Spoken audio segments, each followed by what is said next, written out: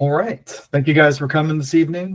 This is the first in our timer webinar series. In this first series, we're going to be going over some very high-level data flow so you can understand how information is being processed when you're out timing a race. We're going to be going over a few different things.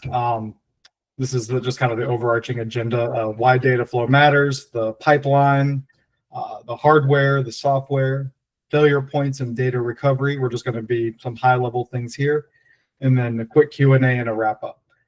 Goal is to keep these under 30 minutes. And here we go. So why data flow matters. So when we're out at a race, our goal, we're there, obviously. We're not actually invisible, but timing is not supposed to be anything that causes any sort of friction in any aspect of the event.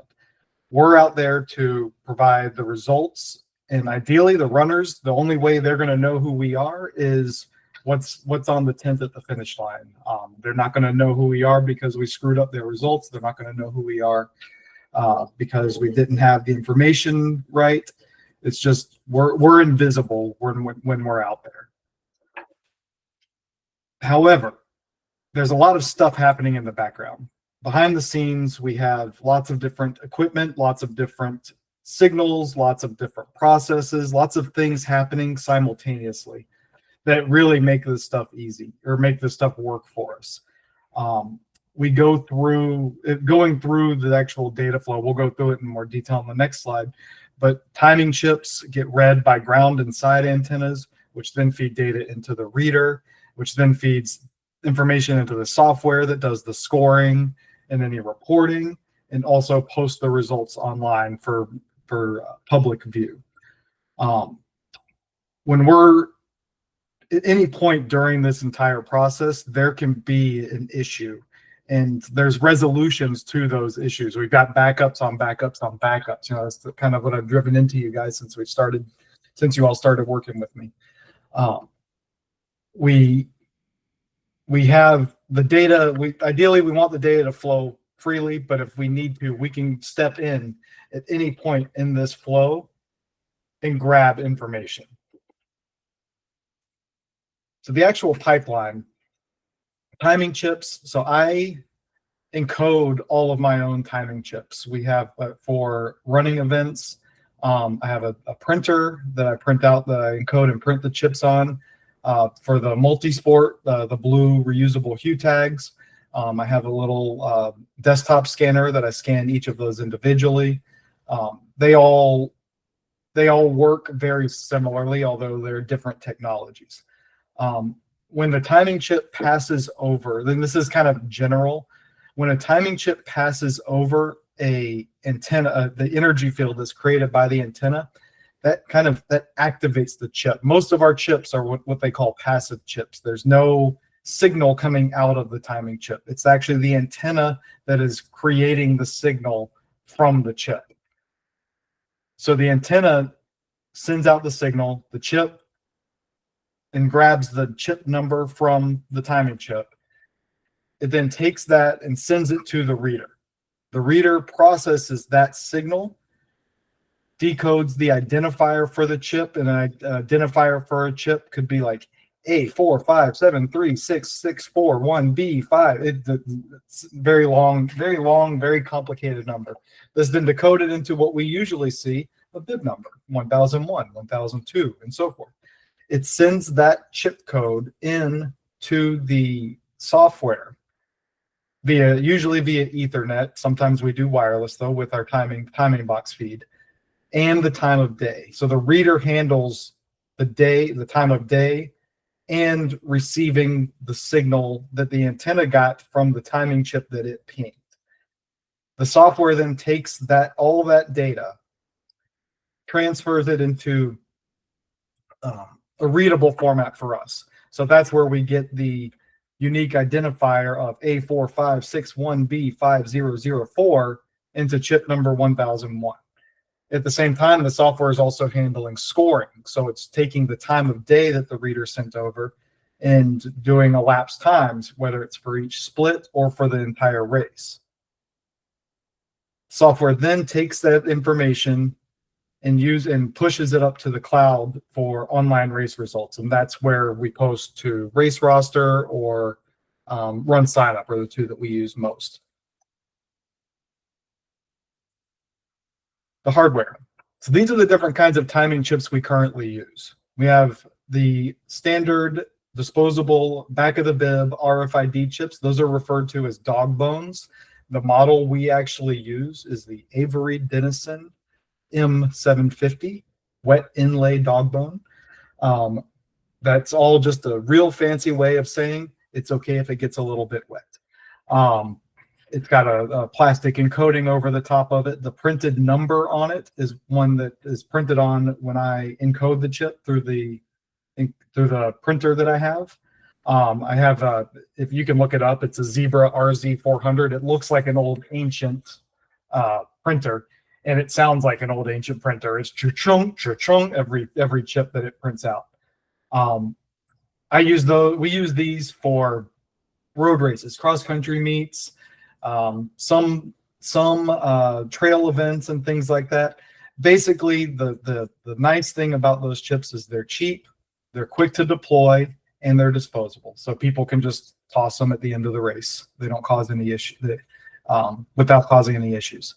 They have decent accuracy. It uses the ones that we use RFID technology. So we're getting an accuracy of 0.2 to 1.9 seconds. 1.9 is on the very extreme end. It kind of hangs out in that 0.2 to 0.5 range. The Hue tag is our multi-sport chip. That's the nice blue ones that we have. Those are done. Those are encoded. Obviously, you can't print those. I have a little desktop scanner called a Thing Magic that plugs into the software that then hard codes that bib number to that chip. That's why we can't, when somebody, for the CalTri events, they use a different bib number range than the chip sequence that we have. So Ryan and I made the decision to basically just don't post the bib number for those events. That way it doesn't confuse people when they see a different number than what's on their tag. Because RM can't handle a chip file, which we're going to talk about with the next two things, for RFID. Why, I don't know, but it can't. So that's when we get into our newest member of the timing chip family, the dual frequency timing chips. Ryan and I just finished encoding 3,000 of these chips. I'm sorry, we didn't technically encode them, but we created the chip file for them. What that means is similar to the Thing Magic used to encode the Hue tags. We used a USB registration reader to basically decode these tags. They have a code already built into them, and all we did was assign, for this particular picture, number 1206 to that chip number, the chip ID for that. And that lives in a spreadsheet that we have online. And once we start deploying dual frequency, we'll go into more detail on how to use the chip file. Basically similar usages to a Hue tag. Difference is because it's dual frequency, the read rate is increased from about 98% to 99.999999%. And it also only reads when the person is on the mat itself. So they have to be standing on the mat to get the read for that chip. So they're very accurate. You can set up a real direct finish line with those. The fourth kind of chip, and this is one that you guys, I've probably talked about, but you guys haven't seen or done anything with. These are my Bluetooth timing chips.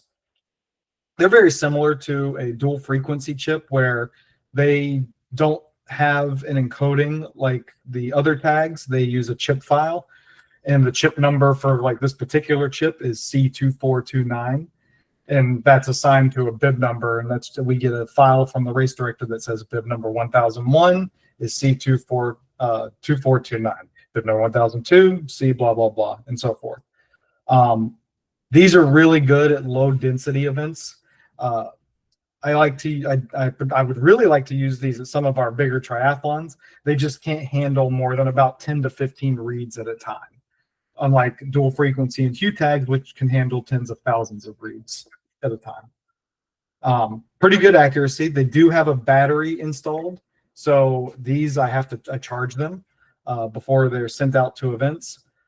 But I use these specifically right now for Odyssey swim run events because we remote time those, and the small 5K events. Think less than 100 people, like a little, Odessa puts on a series of 5Ks that usually have about 50 people, and I send this system out to them. The antennas that we use, we have 4 different kinds of antennas. We have 2 used for RFID for our standard chip timing, 1 used for dual frequency, and 1 used for Bluetooth. The 2 used for standard RFID chip timing, you guys are all very familiar with, the folding ground antennas and the panel side antennas. The folding ground antennas, the read field is, think of it as a cone coming up from each mat from the ground, extending upwards about 4 to 6 feet and out about 1 to 2 feet at that range. That's where you get that, we go back to the timing chip accuracy, that's where the accuracy comes from on these. It's due to the cone nature of the RFID, UHF actually, antennas. The ground mats are really good because it provides a antenna the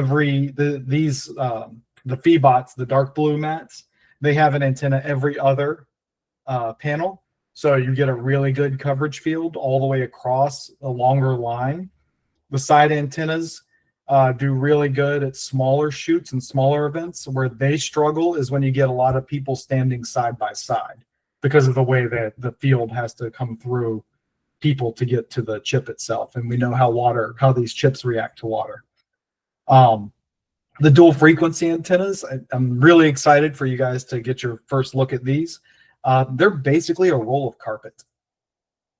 They just roll right out. They come in a little carry bag. You unzip the bag, take the thing out, and roll it out, and you're done. Then you plug. There's 2 plugs that go in. There's for each of the frequencies, and those correspond to wires that are running through the mat. We'll do a deep dive into these antennas in a future webinar, but just note that it's very similar to the technology in the folding and side antennas, but it's got a perimeter wire that runs around that makes it a dual frequency antenna. Excuse me. The Bluetooth equipment uses, they're called gates. It's a cell phone, but they call them gates. And basically what you do is you set the phone to the size of the bubble you want around the phone. It can extend about 10 meters away. It's basically the Bluetooth signal or the Bluetooth range of the phone. And you can actually lower it all the way down to the point where you actually have to tap the phone to a chip for it to get a read. I've done events both ways where I have a huge bubble and a small bubble. One of the nice things about the Bluetooth system is you can actually use it. It calculates the distance the chip is from the phone also, so you can get some really accurate reads with it. But you just can't get a straight line finish line because it is always a bubble around the phone.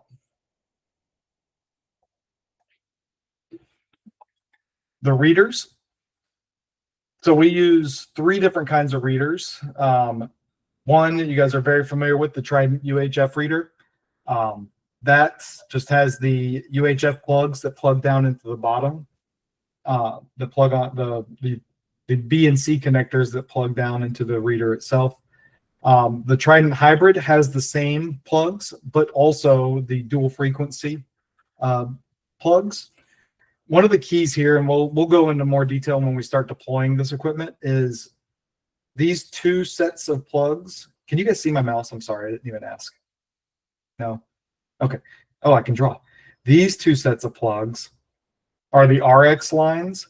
These 2 sets of plugs are the TX lines. Each set of antennas has 2 plugs, one RX and one TX. So you'll want to plug a specific antenna into RX1 and TX1. And then you have RX2 and TX2 for a secondary antenna if you want to have a dual line. That is another one of the nice things about dual frequency. For, you know how we have 2 readers for a finish line right now. With dual frequency, you would only need, if you wanted to deploy 2 mats, it's just 1 reader. So it's 1 reader with two sets of antennas plugged into it.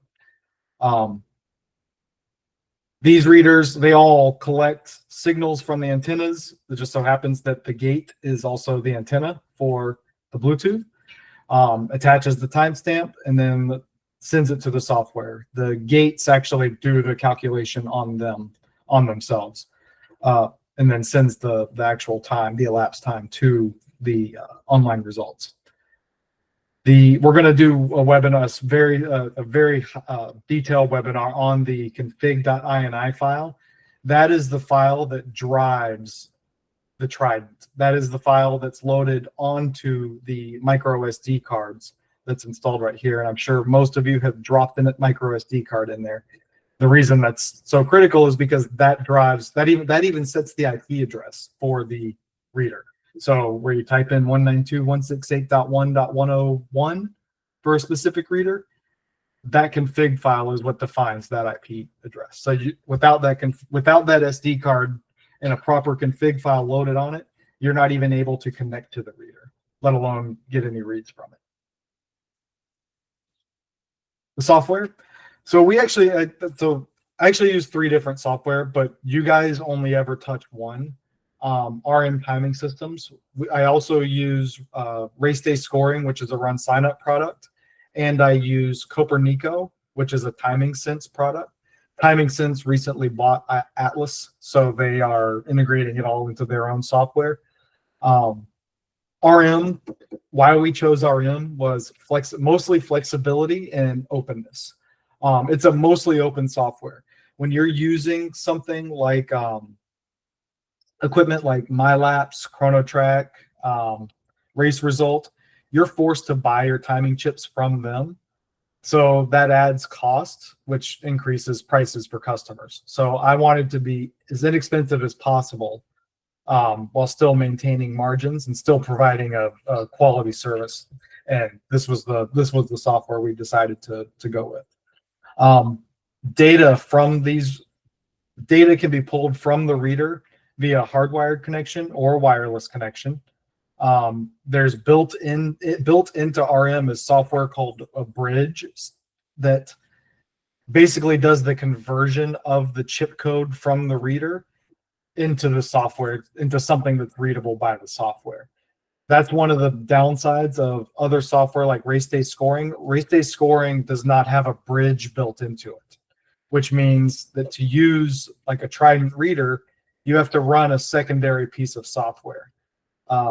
There's a couple different ones you can run. Trident has their own. I think it's called Trident Tiny Score.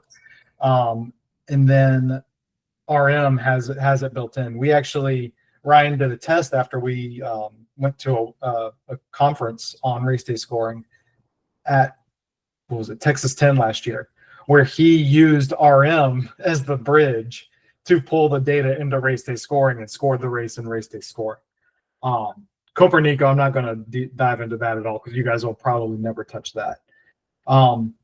Inside RM, there's the filters, and we talked about those at length, but we'll do another deep dive into those later. Does the scoring calculations, allows you to do data manipulation via the advanced entrant edit and report generator.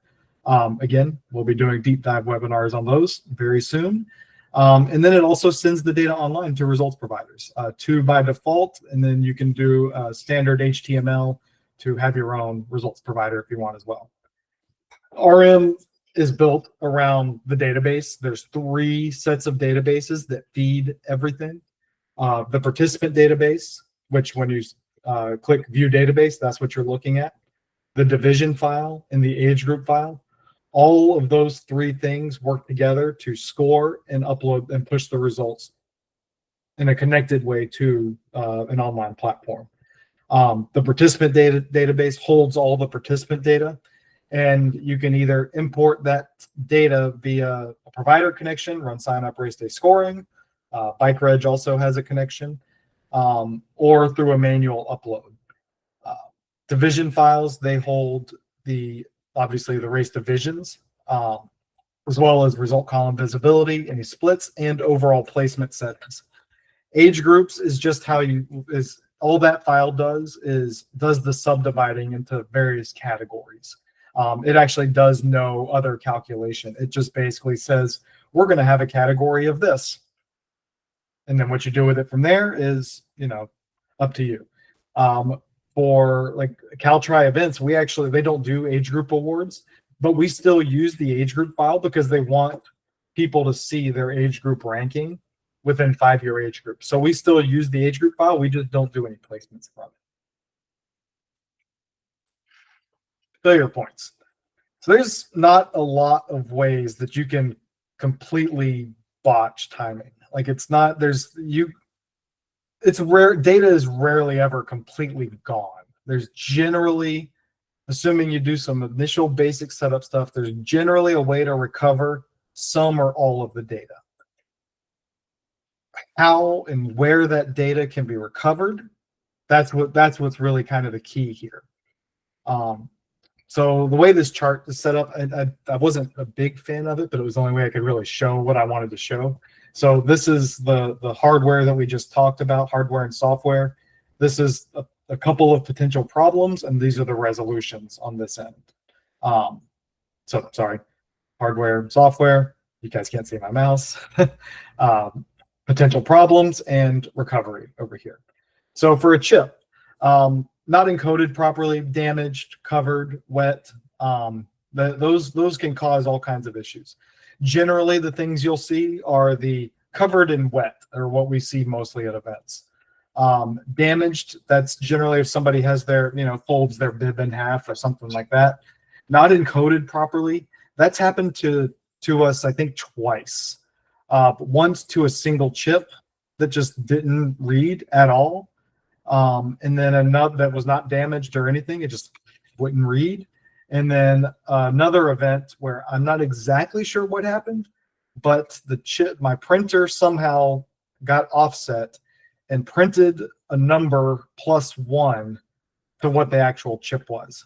So I think Ryan was at that event. He had to go in, download the participant database, update everybody's bib by 1, re-upload it, and then it was all resolved. When any of these things happen, other than the not encoded properly, if it's like the issue Ryan had, there's really not data to recover because the chip didn't read. So you're going to have to review video to find that person's time. That's, this is why this is the video is the last line of recovery for any of these things. Potential issues with antennas, loose broken cables, incorrect deployment. Incorrect deployment meaning you put them too close together.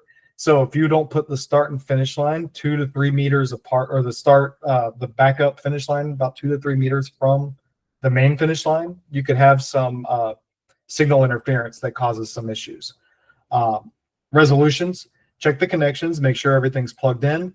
If a cable head is broken, put a piece of red tape on it, and then we will replace the cable once it gets brought back in. If you're missing just one antenna cable or one, it's not that big a deal because that's why we deploy several antennas across the finish line. And then check for interference. Make sure you're set up properly. Lena, I think you had a question. You want to go ahead and unmute yourself? There you go. No, I'm actually home and I just logged into the desktop so that way I'm not watching. Gotcha. Okay. I thought I saw the raise hand button. Okay. No, I just logged in. I guess I don't know, but yeah, no, I was logging off of my phone and that way I can watch it. All good.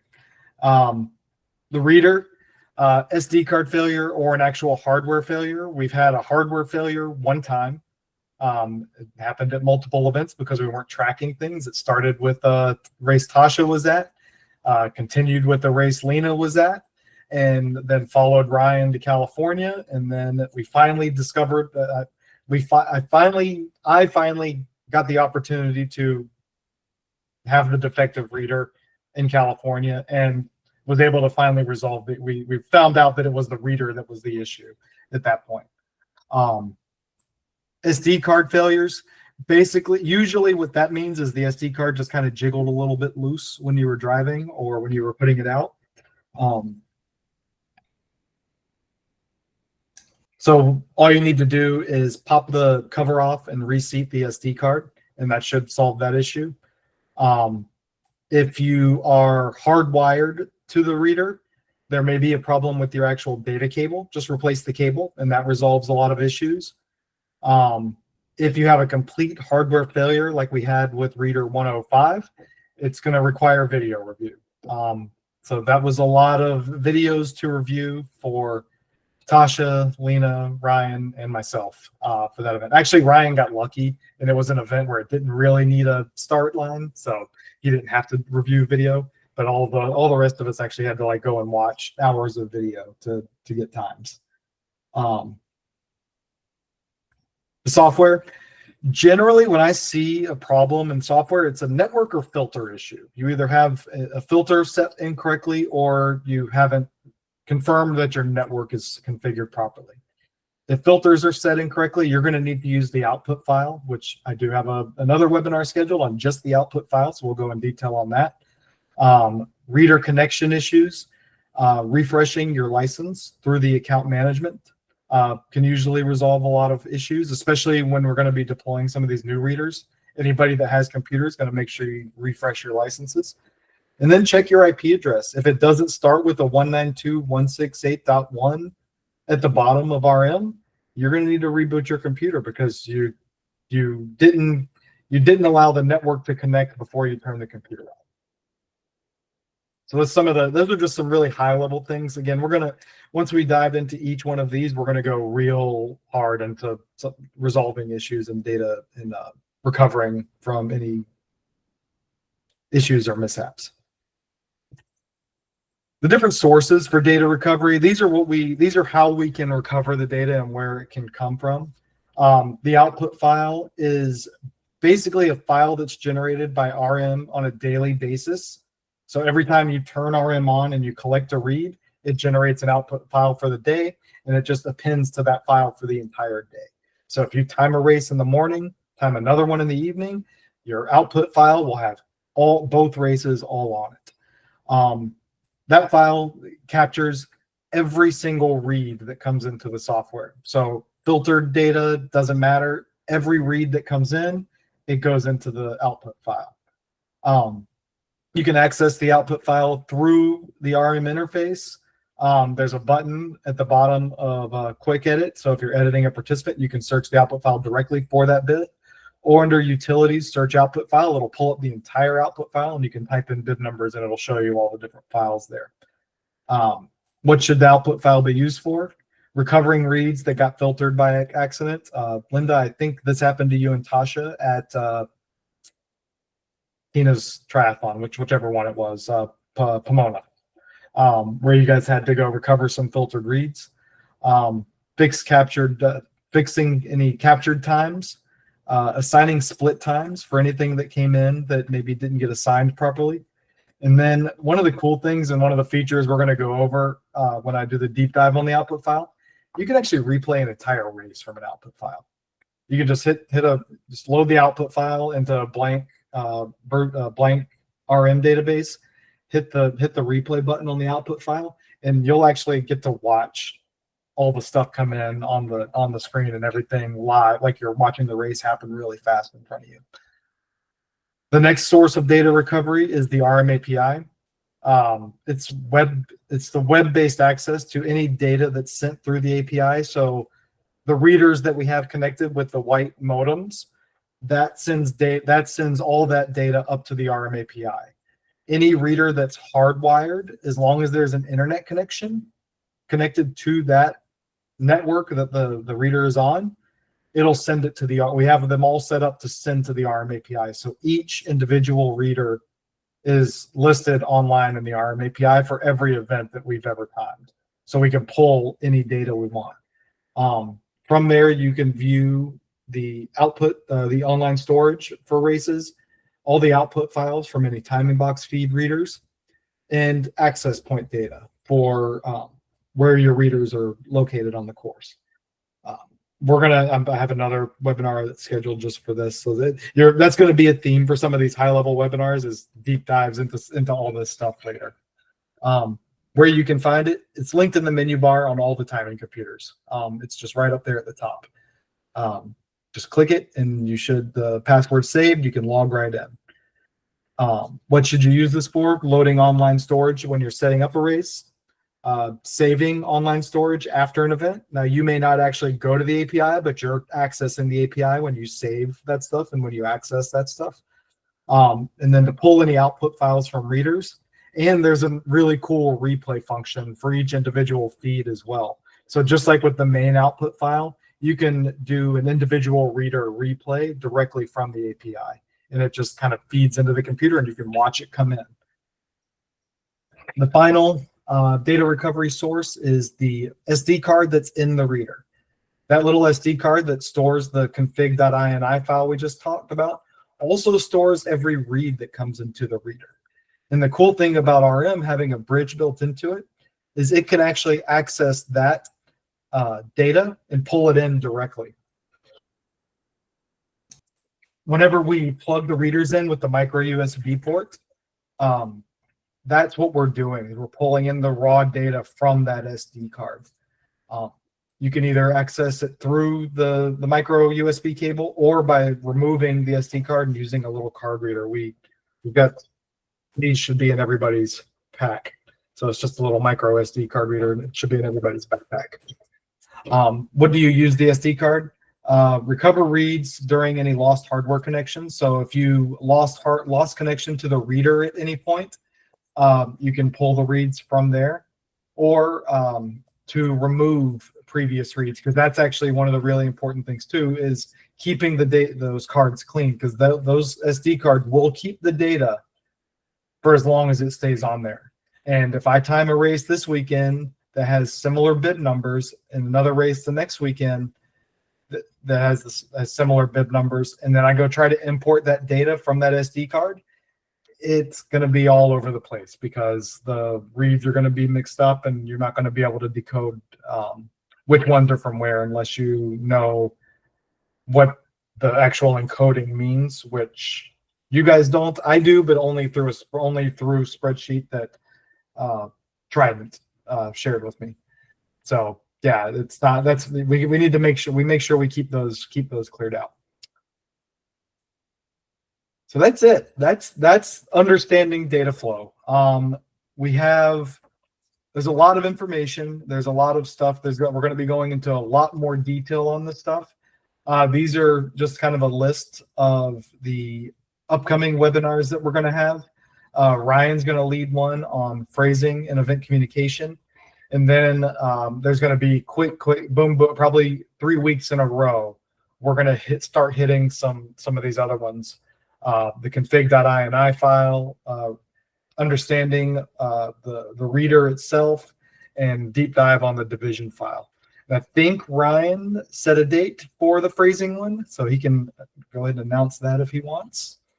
Yeah, yeah. Sorry, we'll do that September 24th. So it should be same time, I think, 6. Yeah, that is also the plan, is to do these always at 6 p.m. on Wednesday, 6 to 6:30 on Wednesday. So going forward, that's just kind of that's the idea. If we need to make some adjustments, we can, but this is kind of the format we're going to use. It's going to be a combination for some of these other ones of presentation like this, plus I will actually share like me working in RM and what I'm doing in the actual software. So thank you guys for joining us. I'm going to go ahead and stop the recording now.